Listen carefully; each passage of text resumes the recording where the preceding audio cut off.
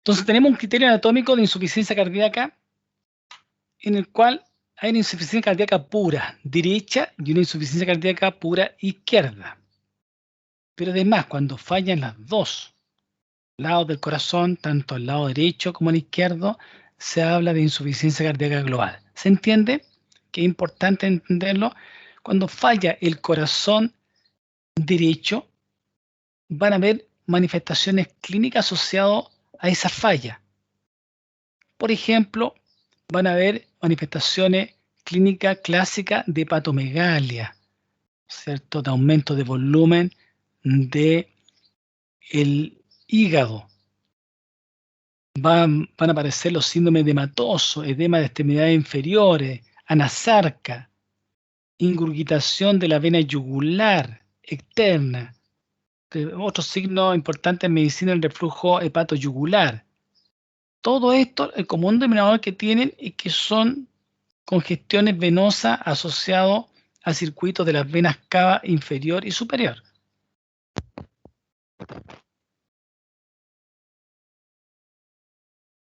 ¿Ok? Entonces, para que se recuerden, en la insuficiencia cardíaca derecha, el corazón derecho no es capaz de inyectar la sangre en forma óptima a través de la arteria pulmonar y de aquí hacia los pulmones. En este caso, como falla el ventrículo derecho, se empieza a llenar de sangre el ventrículo derecho, empieza a haber un flujo retrógrado desde las arterias pulmonares hacia el ventrículo derecho, de tal forma que la sangre se empieza a acumular en forma patológica en el ventrículo derecho y luego pasa hacia el atrio derecho. Y del atrio derecho pasa al territorio de la vena cava superior y de la vena cava inferior, de tal forma que recuerden que después de las venas siguen los capilares. Y aquí en los capilares, a nivel periférico, en diferentes niveles, ¿no es cierto?, se va a empezar a salir el agua hacia el intersticio, produciéndose un transudado. ¿Por qué? Porque viene sangre del otro lado, arterial del otro lado, y se va a encontrar con este reflujo retrógrado hacia atrás. Por tanto, la única posibilidad que tiene es que el agua salga por los capilares del intersticio y se genere el famoso síndrome edematoso. ¿Me siguen? Que es importante entenderlo. Ahora, cuando se produce el síndrome edematoso, vemos algunas manifestaciones clínicas que son patognomónicas, que son clásicas del corazón derecho, como son el edema de tobillo en primera instancia, y después se hace más generalizado el edema de extremidades inferiores, ¿de acuerdo?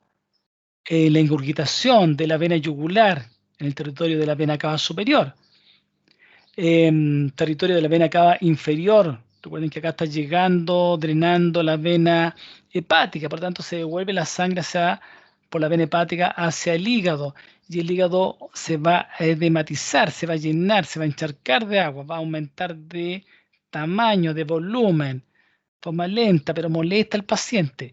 Pero también tiene que pensar usted que esa congestión no es gratuita, va a traer también una falla, una disfunción hepática a la postre.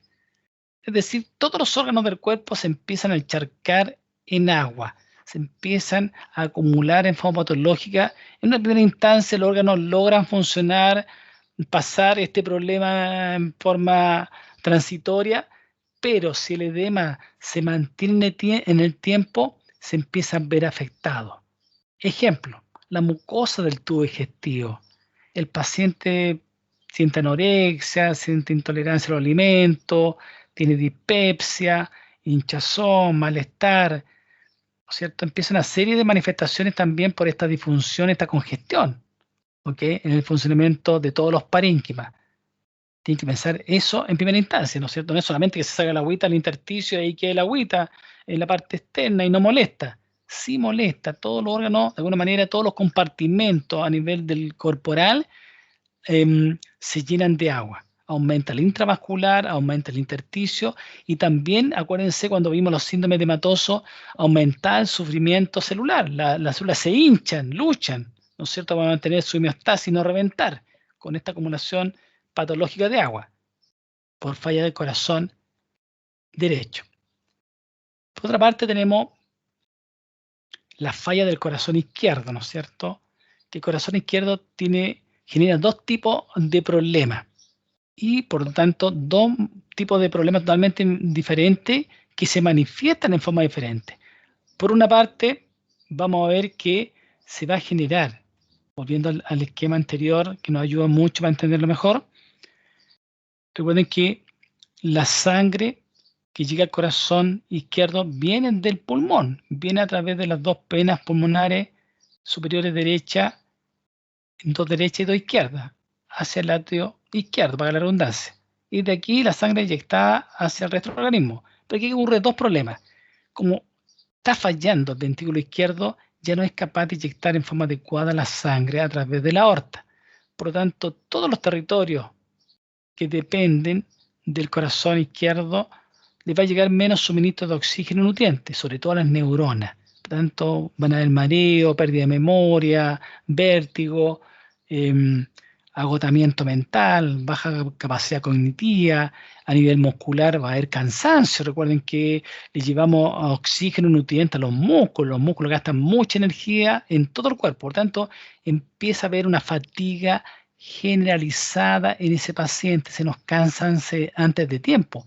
Y por otra parte, viene el otro problema, como la sangre no puede avanzar en forma anterógrada, se empieza a devolver en forma retrógrada hacia el atrio izquierdo y desde el atrio izquierdo a través de las venas pulmonares, tanto izquierda como derecha, hacia los pulmones. Y en los pulmones llega a los capilares pulmonares. De los capilares pulmonares se nos sale el agua, ¿no es cierto?, hacia el intersticio y luego hacia el interior de los alvéolos generando el edema pulmonar agudo, ¿ok? Lo que causa una gran taquipnea, una gran agitación del punto de vista cardiopulmonar. Por tanto, el paciente siente que se ahoga, siente disnea, ahogo, cuando la sangre se devuelve hacia el pulmón. ¿Me siguen? Que es importante entenderlo. Lo que falla del corazón derecho y lo que falla del corazón izquierdo en sus manifestaciones clínicas. Aquí, resumiendo un poquito, están los diferentes grados de disnea, la ortopnea que se debe a esta disnea de acuerdo a la posición que tiene el paciente, la disnea parosítica nocturna que aparece en la noche cuando el paciente se pone en decúbito dorsal, siente que se ahoga y se tiene que sentar, ¿ok? El edema agudo pulmón, edema y lo cual trae serias dificultades respiratorias. Y por otra parte viene la hipotensión arterial, viene la poca irrigación hacia la periferia, baja oxigenación y sobre todo, acuérdense bien, hacia los músculos, baja irrigación, por tanto explica el cansancio, agotamiento precoz que tiene la parte muscular. Estos pacientes se nos cansan más rápido. La poca irrigación hacia el cerebro, que nos causa que se agote más rápido también el suministro energético en el cerebro y recuerden que el cerebro maneja el resto del organismo, ¿ok? Mareo, se pone más lento el paciente, bradisíquico, ¿ya? Se pone también más irritable, ¿no es cierto? Se empieza a descompensar, vértigo, el paciente se nos empieza a descompensar.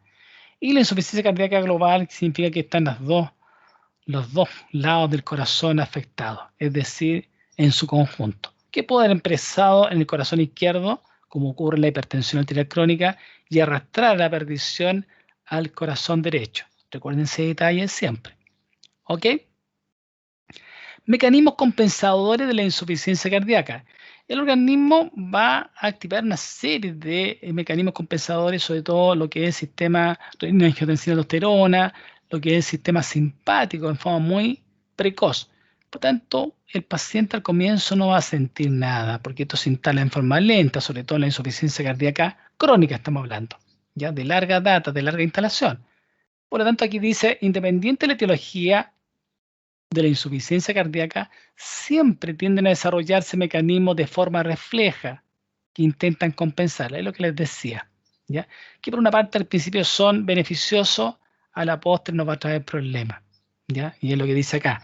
Muchos de estos mecanismos con el tiempo se convierten en contraproducentes, tornándose en un arma de doble filo que termina por empeorar más la insuficiencia cardíaca que tratan de compensar.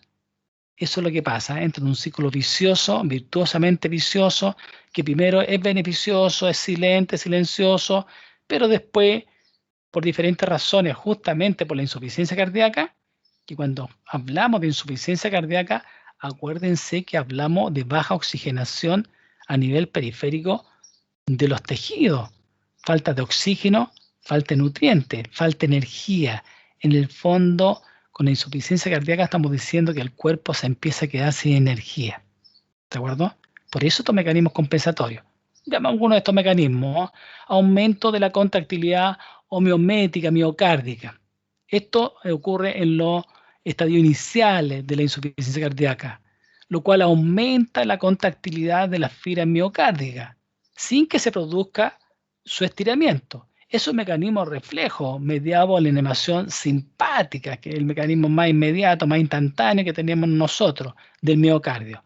Esto es la fibra pocaglionares, lo cual va a aumentar la descarga de noradrenalina para aumentar no solo la contractilidad del miocardio, es decir, enotropismo positivo, sino que también la frecuencia cardíaca va a aumentar, produciendo una taquicardia compensadora. De esta manera va intentando el cuerpo de reanimar, ¿no es cierto?, de brindar una dinámica tal que permita que el cuerpo se adapte raudamente a esta circunstancia de baja oxigenación que está produciéndose. ¿Ok? Por otro lado, dijimos que se va a activar nuevamente el sistema simpático, va a ser más mantenido, liberando mayor cantidad de catecolamina, noradrenalina, adrenalina, que van a tener un efecto, acuérdense, a nivel periférico, a nivel de las arterias, aumentando la resistencia vascular periférica, lo cual trae aparejado que aumenta la resistencia, aumenta la presión arterial, ¿no es cierto? Esto lo hace mediado por los receptores alfa-1 que vimos justamente con pacientes hipertensos. ¿Se acuerdan de los mecanismos de compensación y tratamiento de estos pacientes? Y también en los receptores alfa-2 de las paredes de las arterias finas y arteriolas, que es donde se regula finalmente la presión arterial. ¿Ya? Como les decía, causando una vasoconstricción sistémica que aumenta la resistencia periférica, por cierto.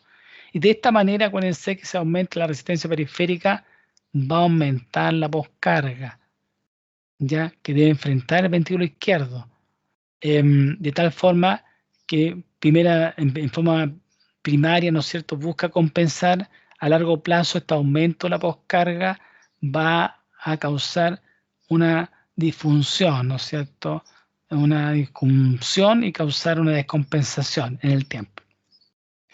Por otra parte, va a agregarse el aumento de la longitud por estiramiento de la fibra miocárdica, ahora por contracción heterométrica.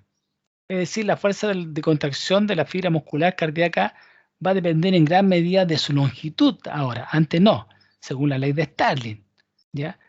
En este caso, las cabezas, acuérdense, las cabezas de los filamentos de miosina quedan con el estiramiento de la sarcómera en una posición más ventajosa para ejercer tracción sobre los filamentos de actina y por tanto contraerse más fuertemente, abarcando un mayor número de sangre durante el diástole. Esto es lo que ocurre normalmente según la ley de Starling. ¿Ok?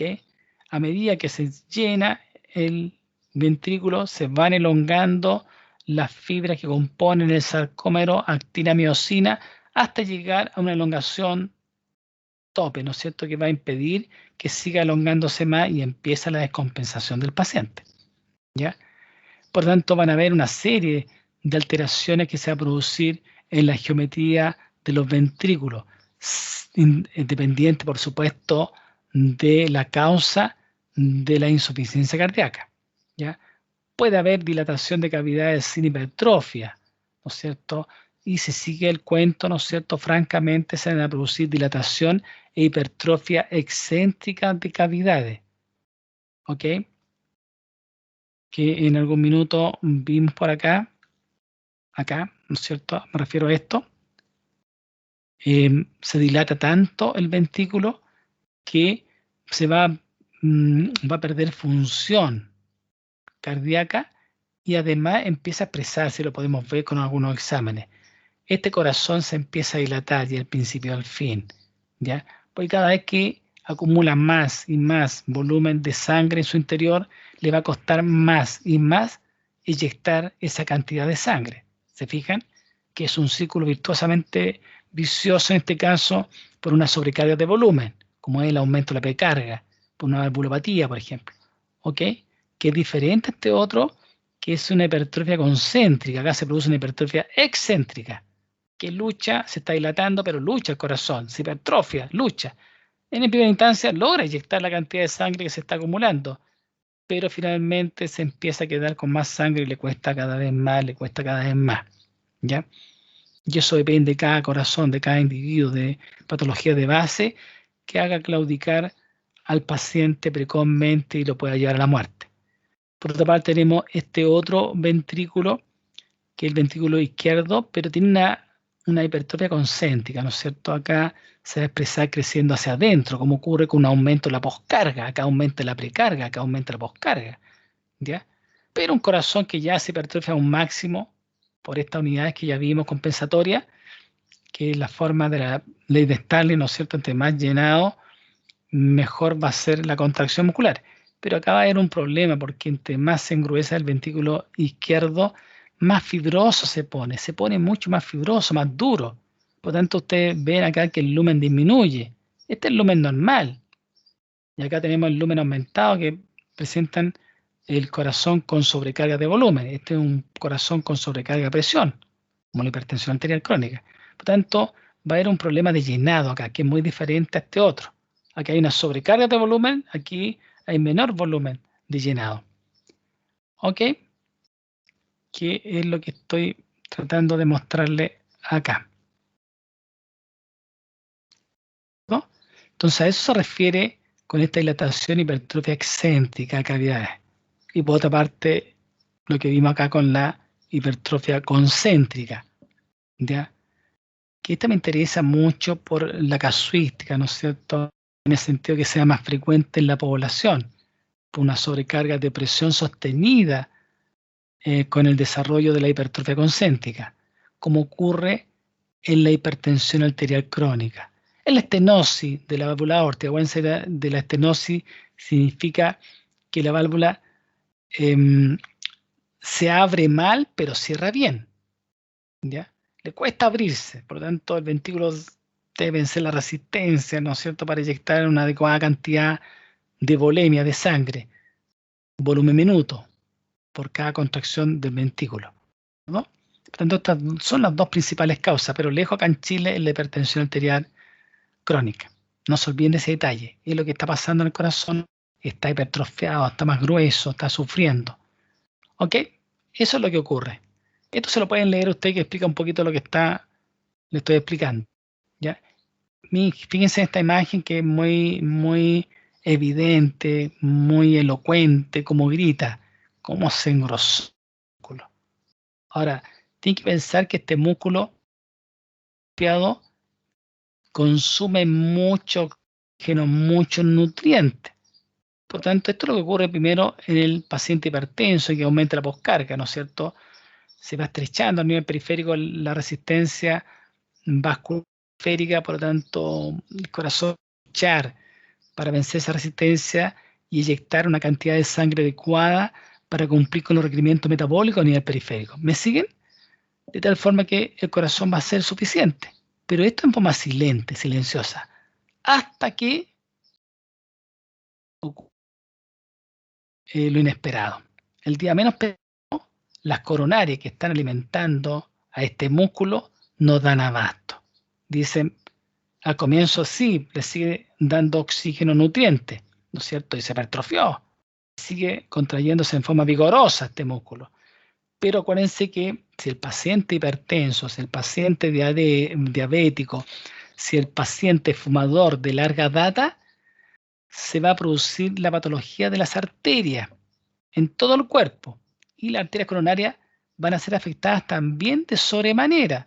Por lo tanto, se va a producir una cardiopatia, una arteriosclerosis exclusiva. Por lo tanto, se empiezan a tapar las coronarias. Y llega un punto en que antes podía satisfacer la demanda metabólica del músculo como hipertrofiado, ¿cierto? Y llega a un punto de no retorno en que no puede suministrar más oxígeno. De tal forma que el talón de Aquiles para el funcionamiento es la irrigación que recibe por parte de las coronarias, que llega a este punto crítico que no puede aumentar el suministro de oxígeno. Y lo peor de todo, que no lo puede aumentar, no puede mantener a este músculo. Ahora dice, ya no este músculo, entra en máxima economía. Yo puedo mantener esta cantidad hasta aquí nomás, no este pedacito acá, por poner un ejemplo muy burdo, ¿no es cierto? O sea, le dice, puedo cumplir, pero no 100%. Empieza a restringir la alimentación del músculo y con eso nos trae muscular que de hipertrofia va a pasar a una hipertrofia excéntrica. ¿Te fijan? Porque empieza a fallar. Fíjense el ventrículo izquierdo acá, chiquitito, en relación al grosor descomunal que se produce cuando hay aumento de la aumento de la poscarga, dificultad para inyectar la sangre del corazón porque algo lo está impidiendo en su salida, como puede ser una estenosis, como dice el ejemplo de la clase, una estenosis de la válvula sigmoidea aórtica, o lo más frecuente, una resistencia vascular periférica por contracción periférica de las arterias, que es la hipertensión arterial crónica. ¿Ya?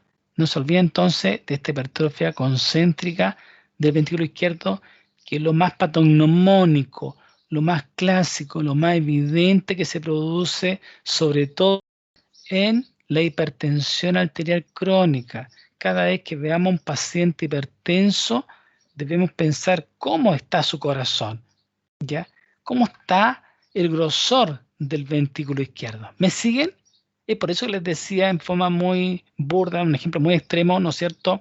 Ese paciente, aquel que tiene una presión de 200 sistólica, 210 de sistólica en reposo y todavía está vivo, ¿no es cierto? Y una presión diastólica de 120, 130 de libros, pero lo hay. Tiene un corazón de esta magnitud. Por tanto, hay que estudiar ese corazón porque si no logramos ayudar a este corazón en su funcionamiento, facilitarle su trabajo, la verdad que el paciente se va a descompensar muy rápido y se puede morir el día menos pensado de una muerte súbita, ¿ya? Por disfunción cardíaca. ¿Ok? Que una causa de muerte importante en estos pacientes, de muerte súbita. Entonces, una serie de restribución de flujo como un fenómeno que intenta la compensación de esta insuficiencia cardíaca congestiva en el tiempo, ¿ok? Con el sistema de tensión de aldosterona, ¿cierto? Tratando de compensar este problema, que a la postre se va a transformar en un círculo vicioso. Acá tenemos que se activa el sistema simpático, para que se lo lean ustedes, ¿no es cierto?, que son los dos sistemas que están reanimando paralelamente al cuerpo desde el punto de vista cardiovascular, pero tratan de ayudarlo, pero esa ayuda en el tiempo se va a tornar en una dificultad, en un círculo vicioso y en un arma de doble filo. Por una parte voy ayudando, al principio andaba todo bien, pero al final esta ayuda le empieza a pasar la cuenta, ya a un corazón que ya no da más, no se la puede más, pese a todos los intentos que está haciendo el cuerpo a través del sistema simpático, a través del eje renina-angiotensina, aumentando la presión. Arterial significa que puedo inyectar una cantidad tal que puede llevar sangre rica en oxígeno, nutrientes a todo el cuerpo para alimentar. ¿Siguen? De tal forma que eso en la insuficiencia empieza a bajar. Esa inyección de sangre rica en oxígeno empieza a bajar de un 100%, 98, 96, 94, 90 y así, bajando, hasta el punto que ya después no logra compensar el cuerpo. ¿Ok? Aumenta la vasopresina. Esto como activación receptora a nivel del seno carotillo, por ejemplo, del callado aórtico de la pared aurícula derecha, que estimula la secreción de la ADH. El péptido natriurético auricular, ¿no es cierto?, secretado por las células de la pared de la aurícula en situaciones de hipovolemia, aumenta también en este caso, tratan también de compensar. ¿ya? Recuerden que tiene un efecto natriurético. ¿Qué quiere decir esto? Que ayuda a eliminar el exceso de sodio. Pero por otra parte, está tratando de compensar lo que está renina-angiotensina-aldosterona, que hace todo lo contrario, ¿no es cierto? Que va a predominar finalmente.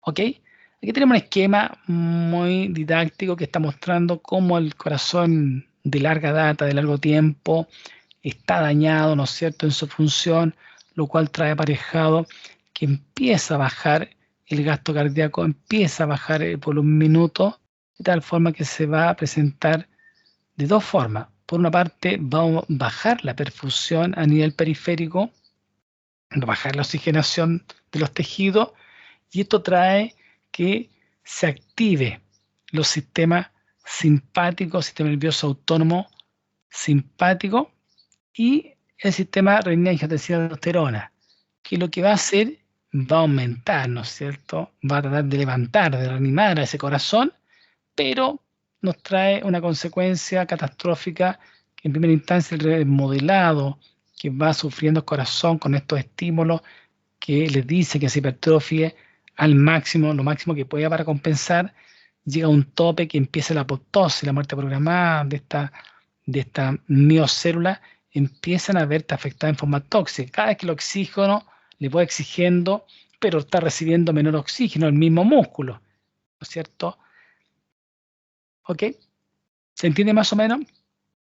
Lo otro es que van a aumentar las presiones de llenado, ¿no es cierto?, de todo el cuerpo y del corazón también, generándose los síntomas del síndrome congestivo, de los edemas. ¿Ok?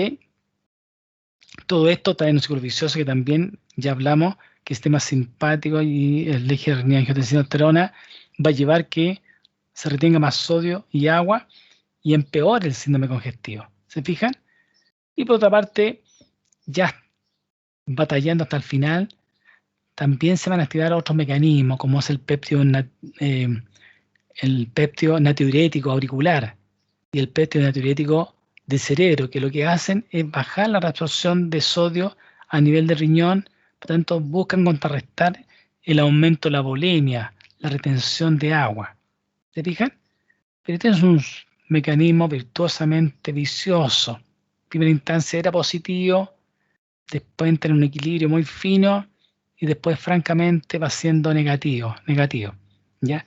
Que es el desenlace final que tiene la insuficiencia cardíaca.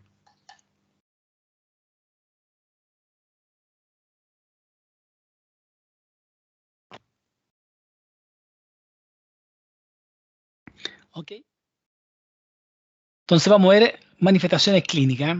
Esto se lo leen ustedes, lo puse para usted para que lo entendieran mejor, pero vamos a ver las imágenes que hablan por sí solos. Entonces tenemos a este paciente que no puede eyectar desde el corazón derecho. Cuando hablamos de síndrome congestivo, cuando hablamos de edema, estamos hablando del corazón derecho, no izquierdo. ¿Ok? Puede haber comenzado el daño en el izquierdo y la falla en el izquierdo y llevado a la perdición, arrastrado al corazón derecho. Pero cuando vemos edema, ¿no es cierto? Congestión, síndrome congestivo, anasarca, edema generalizado, estamos hablando de falla del corazón derecho. ¿Ok? Entonces, vamos a ver edema de extremidades inferiores, con el signo de la fobia. Fíjense cómo se va acumulando este líquido que llega a tener un tremendo edema en la región de los malleolos, la región más distal de la pierna. ¿Se fijan? Anasarca, edema del resto del tronco, de las extremidades superiores. ¿Ya? Ascitis, congestión hepática. ¿Ya? Recuerden que la vena cava inferior recibe inmediatamente una vez que se forma a la vena hepática. Por lo tanto, una vez que se empieza a volver la sangre del corazón derecho hacia la periferia, va a pasar a la vena hepática. De la vena hepática hacia el interior, la sangre ingresa hacia el parénquima del hígado y se empieza a acumular agua dentro del hígado. Se empieza a encharcar en agua el hígado. Esta congestión hepática lleva a hepatomegalia, que crezca de tamaño, de volumen, ¿ya? Pero esto no es gratuito, no va a traer problemas. Nos va a traer problemas de disfunción hepática en el tiempo. Todos los edemas, ¿ya? Además, recuerden que está justo bajo el diafragma y no empeora más porque baja la mecánica ventilatoria. Una por la ascitis, la acumulación de agua, producto de este problema de aumento del compartimento en el agua que está generando este paciente por falla cardíaca, ¿ya? Y no es por falla hepática, y no es por otra causa esta ascitis, es por este problema que está generando de el manejo de la volemia. Por tanto, va a disminuir la mecánica respiratoria en los pacientes que se acentúa la disnea y la ahogo por esta causa. ¿Ok? Ahí tenemos el signo de la fobia, cómo se comprime la región pretibial, que acuérdense que la tibia está a flor de piel. Aquí vemos el signo de la fobia, cómo se deprime y queda en la marca de este dedo que se dejó. Tampoco andar se va a ir rellenando poquitito, de poquitito, se va a ir normalizando la piel, pero eso no habla, esta es una fobia de la existencia del edema, ¿no es cierto? Y lo otro de la magnitud del edema, ¿ok? El signo de la fobia o de Godet.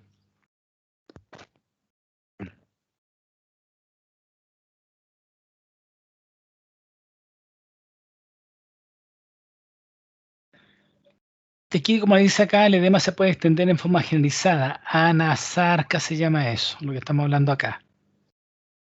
Ocurrirá ascitis, como lo mencioné anteriormente, por aumento retrógrado de la presión en el circuito de la vena porta. ¿Ya? Cuando la entrada de sangre por esta vena al hígado se ve obstaculizada, ¿no es cierto? Impedida de seguir avanzando. Lo que lleva finalmente a esta congestión intrahepática. Fíjense que la piel puede mostrar distalmente en los miembros y labios un tinte cianótico por severa congestión de los lechos capilares venosos. ¿Ya? Se empieza a acumular una suerte de sangre desoxigenada. Recuerden que los edemas empiezan a atrapar esta agua, pero también la sangre en este corazón insuficiente se empieza a atrapar en el territorio venoso, de tal forma que al aumentar esta hemoglobina reducida en las venas, produce el tinte cianótico. Se fijan que tiene los labios, está mostrando de alguna manera la imagen, la extremidad se ve media de un color azul por la cianosis. ¿Ya? Esta es una cianosis central. Se habla de la cianosis central cuando el problema es del pulmón o del corazón. Puede ser una cianosis central. ¿Ya? Y vemos que en este caso es por un problema del corazón. Pero esta es la razón de ser. ¿Ah? Se estanca la sangre en el periférico, la sangre venosa, se acumula mucha sangre desoxigenada en las venas y por eso toma un tinte cianótico que es característico, patognomónico de falla del corazón derecho, no izquierdo. ¿Ok? Y lo otro importante para ver la congestión y magnitud en general del corazón es ver la silueta cardíaca dentro de una radiografía de tórax. Aquí estamos viendo un corazón gigante, corazón con una cardiomegalia, está grandote. Está aumentado el tamaño del ventrículo izquierdo en este caso, y está aumentado de tamaño el lado, en este caso, el lado derecho. Este lado corresponde al latio derecho. ¿Ya? Y si el latio derecho está dilatado, nos indica que es previo a que se produzcan los edemas. ¿Ya?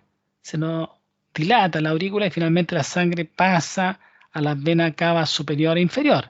De las venas cava superior e inferior hacia el resto del organismo a través de los capilares. Y ahí se generan los edemas a nivel periférico. Por tanto, nos habla del corazón derecho. El ventrículo, acuérdense que el ventrículo derecho está proyectado hacia nosotros, en esta zona, hacia nosotros.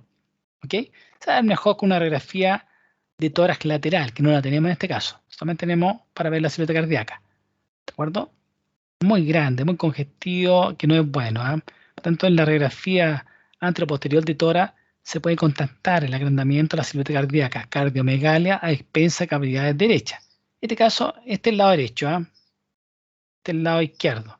Lo que interesa para, en este caso que estamos viendo el lado derecho, es saber que en esta zona debiera estar el latio derecho, la silueta cardíaca, pero aquí está dilatado, previo a los edemas, está muy grande. Y por supuesto hay edema de pulmón. Este es un corazón terminal indudablemente, un corazón gigante, que un corazón casi incompatible con la vida, si tiene una gran sobreexigencia. ¿Ok? Esta persona, este corazón, la apuramos un poquito o cualquier evento que ocurra que estimula el sistema simpático, como puede ser un síndrome febril, una infección, ¿no es cierto?, que cause fiebre, la actividad aumenta el simpático a este corazón que no puede más, lo va a hacer apurarse y ya no puede más y lo va a descompensar. Por tanto, la actividad del simpático es clave dentro del tratamiento de base de este paciente. Uno, para mejorar su calidad de vida. Es decir, estos ahogos que el paciente ya está invalidado, ¿no es cierto? Está sentado en un fold, está sentado en 90 grados para poder respirar mejor, apoyado con sus manos en la cama para elongar el tórax. De alguna manera, este paciente, si no hacemos un tratamiento farmacológico ayudando a que trabaje mejor, le va a ocurrir una muerte súbita, una muerte muy rápida. ¿De acuerdo? No olviden ese detalle, que es importante. Esto es lo otro, este es lo que se llama ingurgitación yugular y el reflujo hepatoyugular. Esta es la vena carótida externa. Fíjense que todos tenemos la carótida externa chiquitita, delgadita. Pasa por sobre el músculo esternocleidomastoideo, silenciosa, chiquitita, no molesta. Pero como tenemos un reflujo retrógrado de la sangre del corazón derecho hacia la periferia, hacia la vena cava superior, de la vena cava superior hacia todos los territorios más proximales, cabeza y cuello, extremidad superior. En cambio, la vena cava inferior va hacia el resto más caudal del cuerpo. Acá se ingurgita en reposo, se dilata. Recuerden que las venas son complacientes. Se dilata, se dilata, se dilata. Y esto es un signo patognomónico de falla cardíaca derecha, la ingurgitación yugular de la vena yugular externa. Recuerden que la vena yugular interna está escondida bajo el músculo esternocleidomastoideo. ¿De acuerdo? El reflujo hepatoyugular significa que yo comprimo la zona hepática, es decir, el hipocondrio derecho, comprimo, aprieto un poquitito con la mano y se hincha la vena, se dilata más la vena, ¿ya? Eso porque la sangre se devuelve del territorio de la vena cava inferior, va hacia el corazón derecho, pero el corazón derecho no puede avanzar hacia adelante, así que se vuelve a devolver la sangre, pero hacia el territorio de la vena cava superior. Es por eso que yo comprimo el territorio de la vena cava inferior y se ingurgita el territorio de la vena cava superior. ¿Me siguen? Importante para saber que es patognomónico de falla cardíaca derecha. ¿Ok? Por tanto, cuando se produce insuficiencia cardíaca derecha, en general estamos hablando de una estenosis de la válvula pulmonar, de un aumento de la resistencia de la arteria pulmonar, de una insuficiencia de la válvula tricuspidia que queda siempre abierta. ¿Ok? En cambio, la estenosis le cuesta abrirse la válvula, por lo tanto, nos deja pasar bien la sangre del ventrículo derecho hacia la arteria pulmonar, que es lo que queremos, y de la arteria pulmonar hacia los pulmones. Por lo tanto, hace sufrir al ventrículo la estenosis. El tromboembolismo pulmonar, llamado también cor pulmonar agudo. Recuerden que el tromboembolismo pulmonar se genera por trombo en el territorio venoso, ¿ya? Sobre todo estamos hablando del territorio venoso de la vena cava inferior, que hemos visto y comentado en otras oportunidades. ¿Ok? Lo que va a llevar que se tapen ciertos territorios de la arteria pulmonar por estos émbolos que están desprendiéndose, estos coágulos están desprendiéndose del trombo mayor que está a nivel de la cava inferior, que está a nivel de la pelvis o a nivel de las extremidades inferiores y que va a tapar ciertos territorios y va a aumentar la resistencia periférica, pero estamos hablando aquí de un cor pulmonar agudo, de un proceso agudo. Tenemos la patología crónica, el cor pulmonar crónico. ¿Se fijan? Acá recuerden la premisa máxima que se dice en fisiopatología. Un corazón enfermo enferma el pulmón.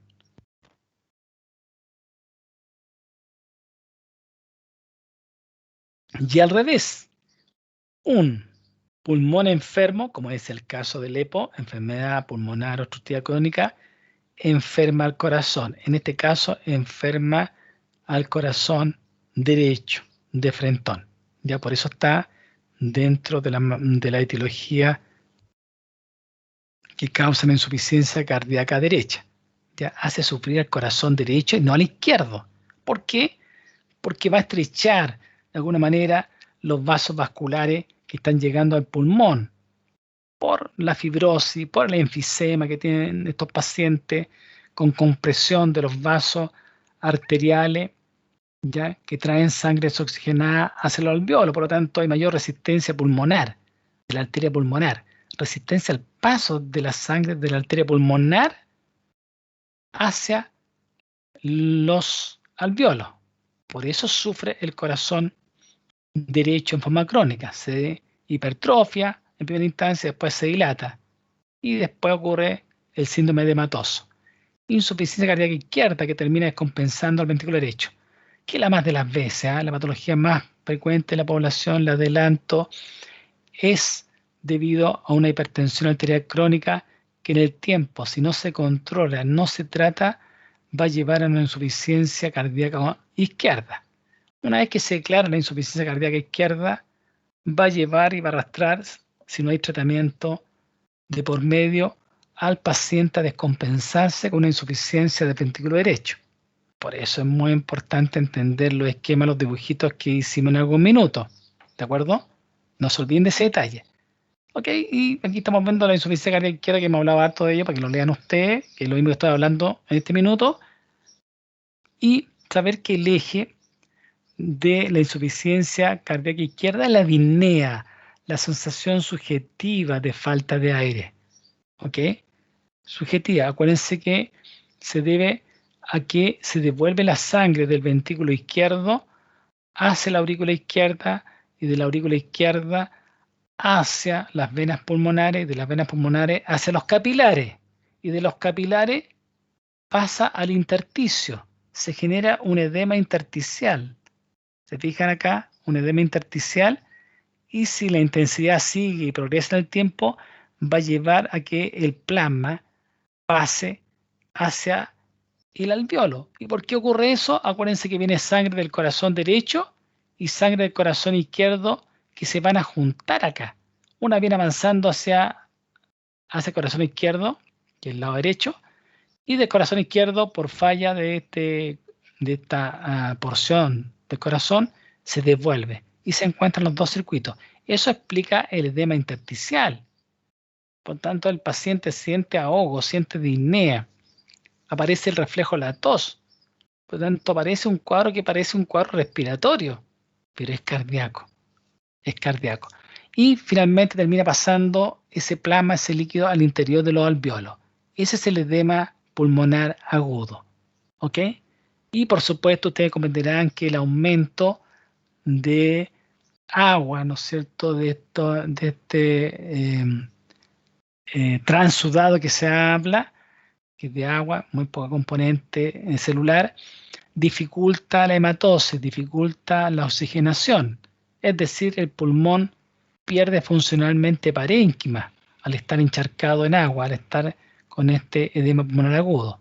Por tanto, lo que hace el organismo es activar al máximo el sistema simpático para que apure, ¿no es cierto?, produzca mayor contracción del diafragma y del corazón, ya pensando que puede compensar sin saber que estamos en un problema gravísimo.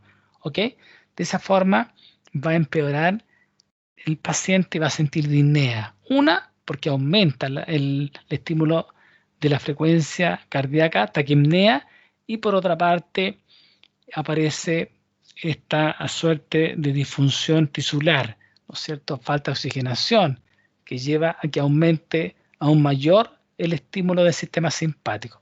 Esto lo vieron ustedes en histología. En histología ustedes vieron, ¿se acuerdan de histología, no? En el cual cuando veían el parénquima del pulmón, vean unos límites delgaditos, que eran los tabiques separados, ¿no es cierto? El intersticio, donde están los capilares. Los capilares para el intercambio gaseoso, ¿no es cierto? y el lumen se veía blanco el alveolo. Por supuesto se veía blanco porque correspondería a aire que debiera ingresar hacia el alveolo. Acá vemos que está lleno de exudado, ¿no es cierto? Lleno de líquido el alveolo. Por lo tanto, está afuncional. Este es un edema agudo de pulmón para que lo entiendan. ¿Se fijan? Acá se ve el resto de parénquima pulmonar sano. ¿Se fijan? Y vemos restos de edema en algunos alveolos. ¿Te fijan? Este es el edema pulmonar agudo desde el punto de vista histológico, para entenderse mejor. Y esto nos lleva finalmente a que haya menos oxigenación de los tejidos. Y esto nos complica. ¿Ok? Nos complica porque el paciente tiene un corazón que está a morir saltando y el simpático lo apura. Y si no se oxigena la sangre, lo apura más y lo va a llevar a la muerte si no lo compensamos. Ahora, lo bueno de esto es que se instala en forma lenta, pero cuando llega a un punto de no retorno, la progresión de las manifestaciones clínicas son rápidas, ¿de acuerdo? Por lo tanto, el paciente se empieza a comprometer muy rápido y se producen muertes súbitas, muerte muy rápida, ¿ya? O finalmente puede llevar al paciente a tener otras manifestaciones y si hacemos un tratamiento podemos prolongar y evitar la progresión de la patología. ¿Ok? Lo otro acá estamos viendo muy bien, estamos viendo nuevamente los alveolos. Fíjense, esta es muy bonita imagen, cómo se ven las paredes, ¿no es cierto?, dilatadas de esta zona. Los alveolos dilatados, ¿no es cierto?, con este edema, pero acá se ve cómo los capilares están dilatados por esta hipertensión intracapilar por falla del corazón izquierdo, ¿ok? Que lleva a que la sangre se devuelva por las venas pulmonares hacia los capilares y los capilares se ingurgitan, se dilatan porque viene también sangre del corazón derecho. Por lo tanto, la única posibilidad que tiene a esa sangre o parte de esa sangre, ese plasma, esa agüita, es salir desde los capilares hacia afuera. Hacia afuera. ¿Dónde se puede ocurrir esto? En los capilares pulmonares. Y sale agüita hacia el intersticio y hacia el alveolo. Fíjense el edema. Esto debería ser blanco, debería verse blanco, con unos tabiques muy delgados, unos capilares pulmonares más delgaditos, de lumen más chiquitito. ¿Se fijan? Impresionante, ¿eh? Este tan sudado que ocurre a nivel pulmonar. ¿Ok? Lo otro que se produce, ¿no es cierto?, esta disnea a los esfuerzos. Primero a pequeños esfuerzos, después a medianos esfuerzos, después a grandes esfuerzos. ¿Ok? Entonces se va haciendo progresiva. Eso lo ocurriría normalmente, pero en estos pacientes empieza a hacerse más rápido. Primero empieza a ceder y va cediendo a la disnea a medianos esfuerzos y a grandes esfuerzos. Por lo tanto, el paciente siente que se ahoga. ¿Cierto? Entre más se mueve el paciente, más se ahoga. Esa es la disnea en relación a los esfuerzos. Por ejemplo, el caminar rápido, una distancia mediana o subir varios peldaños de una escalera, ya van a descompensar a este paciente. ¿Ok? La ortopnea tiene que ver con la posición del paciente. La posición, que es importante, les recuerdo que existe la disnea paroxística nocturna, en el cual el paciente al ponerse en decúbito dorsal siente que se ahoga y él se sienta solo, logra sentarse y nota que respira mejor. Por lo tanto, él adopta una posición de semisentada o francamente sentada cuando progresa más la disnea. La disnea asociada a la posición que se llama ortopnea. Si aparece en la noche, se llama disnea paroxística nocturna, que es patognomónico, es clásico de los pacientes con insuficiencia cardíaca. Uno le pregunta al paciente, ¿usted se ahoga en la noche? ¿Se ahoga en el día? Sí, un poco. Y en la noche sí, en la noche me ahogo más, pero durmiendo sentado no es lo que puede hablar el paciente. Tienen que imaginar que el paciente apenas puede hablar también, porque no tiene tanta fuerza y también está con taquipnea que le dificulta el hablar. Pero traduciendo lo que puede decir el paciente, dice eso, que durmiendo sentado, semisentado, se le pasa el ahogo. ¿Ok? Y aparece tos. Acuérdense, la tos es por el que aumenta el edema, la congestión a nivel del pulmón, a nivel del intersticio y los alveolos. Por eso aparece una tos, ¿ya? Y se le llama esta disnea tipo asmatiforme. Pareciera, ¿no es cierto?, que fuera un asma, muy parecido. Si uno escucha el pulmón, cómo está, se parece mucho al pulmón de un asmático. Por eso tiene este nombre, mal nombre en todo caso, pero lo escriben de esa manera, dice una disnea de tipo asmatiforme, parecido al del asma. Es parecido solamente en la clínica, cuando uno escucha los ruidos, la dificultad respiratoria que está teniendo los bronquiolos más distales, que están más aplastados, ¿no es cierto? Están más invadidos, están más estrechos. Se escucha esta especie de ruido con dificultad respiratoria clásico también en el asma, pero acá es producida por el problema cardíaco. ¿Ok? Nuevamente lo mismo, observar la radiografía de tórax anteroposterior de este corazón que está gigante, ¿se fijan? ¿Se fijan con respecto a la otra radiografía? Que acá el lado derecho está más normal. En la otra llega hasta por acá, el lado derecho. En este caso es la silueta del atrio derecho. ¿Ok? El problema es del corazón izquierdo. Por lo tanto, va a estar descomunalmente aumentado de volumen en esta zona. ¿Se fijan?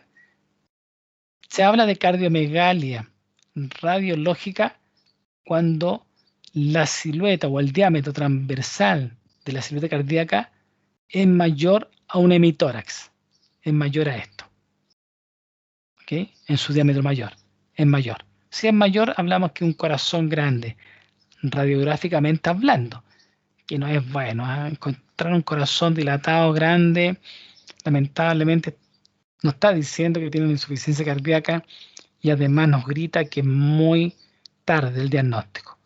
Indica que está muy avanzada la patología. Por tanto, es cosa de tiempo que el paciente se puede ver afectado y descompensado. Finalmente va a llevar a la muerte al paciente, lamentablemente. ¿Ok? No se olviden de ese detalle, asociar con la clínica. Nuevamente, hablando de los edemas, que lo vean ustedes, lo otro importante es saber que la auscultación se parece mucho al asma. ¿Ok? Se escuchan ruidos estertores húmedos, crépitos, crepitantes, ¿ya? Como algunos cuadros respiratorios infecciosos. Por eso, un diagnóstico diferencial, pregunta de prueba, son las infecciones respiratorias, patología obstructiva, neumonitis. Las neumonitis se escuchan con pulmones que están con obstrucción, están con silbido, están con sibilancia, están con crépito. Este paciente se escucha muy parecido con el edema. Se pueden escuchar pititos, silbidos, ¿no es cierto? Sibilancia, que se llaman estos pititos. Se pueden escuchar crépitos. Por tanto, confunden el diagnóstico. ¿Ok? Y hay que tenerlo presente porque generalmente nosotros damos broncodilatadores, ¿no es cierto? Si alguien está obstruido por un cuadro metiforme, por un cuadro obstructivo, bronquial, no sé, se está ahogando, pensamos que requiere broncodilatadores, ¿no es cierto? Y uno de los más usados es el salbutamol. Y el salbutamol es parecido a la adrenalina. Acuérdense de eso. ¿Qué va a producir? Vasodilatación de la vía aérea. Pero este problema no tiene ese problema de base. Si le damos salbutamol y pasa salbutamol a la sangre, le va a generar una taquicardia en un corazón que ya no se la puede. Por lo tanto, ese salbutamol o esa nebulización con salbutamol en un diagnóstico mal hecho le va a causar la muerte al paciente. ¿Se fijan qué interesante este detalle? Se escucha igual en el examen físico a un cuadro obstructivo, infeccioso. ¿Ok? Por eso es importante que si estamos ante un paciente que es hipertenso con ese antecedente, yo tengo mucho cuidado. Mucho cuidado en no instalar una terapia broncodilatadora. Se está obstruyendo. Lo lógico es dar broncodilatadores, ¿cierto? Parece perogrullo, pero en este paciente lo va a matar. Fisiopatología, lo importante. ¿Ok? Muy bien. Y ya les decía que los casos más frecuentes de edema pulmonar agudo, la hipertensión arterial crónica, la cardiopatía isquémica con infarto agudo del ventrículo izquierdo, es decir, que el corazón izquierdo haya perdido contractilidad, ¿cierto? Nos va a llevar a una falla cardíaca izquierda. Acuérdense que un infarto condiciona un segundo infarto, un tercer infarto, así que no se lleva el paciente a la primera o la segunda. No olviden ese detalle. ¿Ok? En cualquier otro proceso que genere un síndrome de insuficiencia cardíaca izquierda, ¿no es cierto? También con la consiguiente disminución progresiva del gasto cardíaco para, de tal forma que no pueda cumplir con la demanda metabólica periférica, ¿ya? Pero lejos son en la hipertensión arterial crónica. También hay algunas valvulopatías que hablamos anteriormente y por supuesto no olvidar la cardiopatía isquémica, la coronariopatía, es decir, enfermedad de las arterias coronarias, que viene aparejado lamentablemente con la hipertensión arterial crónica, ¿ya? Sospechar en pacientes que son fumadores crónicos. El tabaquismo, ¿no es cierto? El tabaco crónico es uno de los principales agresores cardiovasculares, acelerando las placas de ateroma, la formación de estas placas de ateroma a nivel sistémico. ¿Ok? Otras manifestaciones, no se olviden, del corazón es esto, manifestaciones por baja perfusión a nivel periférico, es decir, el corazón, en lugar de inyectar sangre a través de la arteria aórtica, 100%, cada vez inyecta menos sangre, ¿ya? Tiene que pensar usted que si inyecta menos sangre al corazón, llega menos oxígeno al cerebro, menos nutrientes. Por lo tanto, uno de los principales tejidos, ¿no es cierto?, y aparatos de sistema que se afecta es el sistema nervioso. En primera instancia, el paciente se siente bradisíquico, más lento mentalmente. Hay baja de la memoria. Esto se va produciendo en forma crónica porque esto es un problema crónico, ¿ya? Problema crónico, vértigo, mareo, ¿ya? Empiezan a verse afectados la alimentación de los parénquimas que son innecesarios, ¿no es cierto? A nivel periférico, lo anexo, como es el cabello, ¿no es cierto? Si hay poca oxigenación, se empiezan a debilitar, a perder cabello, etcétera. Empiezan a haber una serie de alteraciones, ¿ok? Y finalmente también puede generar arritmia, y la arritmia puede ser letal para el paciente. Una de las causas de muerte súbita en los pacientes son las arritmias en un corazón que está con problemas de oxigenación.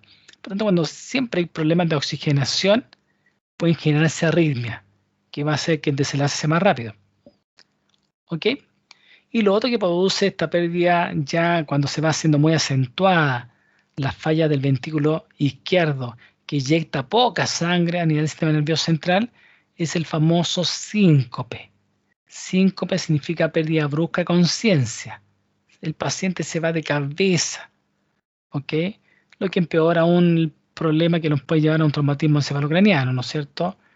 Y todo esto lleva a esta baja perfusión a nivel del sistema nervioso, lleva también a que baje, ¿no es cierto?, aquí por ende la perfusión de la formación reticular activadora del tronco encéfalo y cerebro. ¿Qué es esta porción, ¿no es cierto?, de la formación reticular activadora del tronco cerebral? Son neuronas, hay un circuito reverberante que da vuelta a nivel del tronco encéfalo que activa, manda destello, ¿no es cierto?, de estímulo hacia el sistema nervioso central y nos mantiene en estado de vigilia, siempre y cuando a esta zona le llegue oxígeno. Si le empieza a fallar la entrega de oxígeno nutriente, por supuesto que empieza a bajar su función. Y si baja su función, baja la capacidad de alerta del individuo, del cerebro, lo que llega a mayor cansancio, ¿no es cierto?, bradisíquico, el paciente no empieza a quedar dormido, empieza a haber un compromiso de conciencia cuantitativo, ¿ya? De igual manera, se va a reflejar cuando aumenta, acentúa esta disfunción cardíaca del ventrículo izquierdo, en esta disfunción anterógrada, es decir, que envía poca sangre a nivel periférico, va a manifestarse en que empieza a bajar la presión, una hipotensión arterial que no es bueno, está claudicando este corazón, está claudicando, se nos está yendo este corazón, se nos va, ¿ok? Por eso es un paciente tremendamente complicado, el paciente con insuficiencia cardíaca, con todas las manifestaciones clínicas que hemos visto, ¿de acuerdo? Por tanto, lo importante es revisar, ¿no es cierto?, la división de corazón derecho e izquierdo y las fallas, las repercusiones que tiene cuando falla uno u otro, que son totalmente diferentes. ¿De acuerdo? Espero que repasen esta parte y posteriormente me hacen las preguntas o dudas durante el seminario o al comienzo de la siguiente clase. ¿Ok? Muchísimas gracias por su atención.